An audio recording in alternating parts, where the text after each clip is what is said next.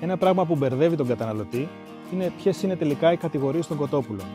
Οι βασικές κατηγορίες είναι τρεις. Είναι τα συμβατικά κοτόπουλα. Αυτά είναι κοτόπουλα, τα γνωστά βιομηχανοποιημένα κοτόπουλα που μεγαλώνουν σε κλειστούς χώρους και μεγαλώνουν πάρα πολύ γρήγορα. Η κατηγορία των βιολογικών είναι αυτά που βλέπετε εδώ. Είναι κοτόπουλα που βόσκουν ελεύθερα σε βιολογικά αγροκτήματα και έχουν πολύ σαφείς περιορισμούς όσον αφορά τη διατροφή τους, τις κτηνιατρικές αγωγές και τον τρόπο που γενικά μεγαλώνουν. Ενδιάμεσα υπάρχει η κατηγορία των κοτόπουλων ελευθέρας βοσκής, τα οποία είναι συμβατικά κοτόπουλα σε σχέση με τις πρακτικές εκτροφής, δηλαδή τη διατροφή τους, τους χώρους κτλ.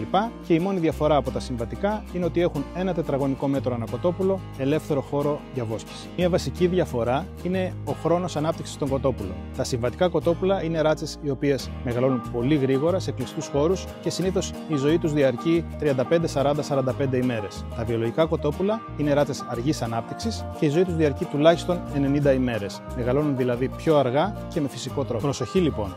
Άλλο το ελευθέρας βοσκής, άλλο το βιολογικό. Το βιολογικό είναι και ελευθέρας βοσκής. Το ελευθέρας βοσκής δεν είναι βιολογικό.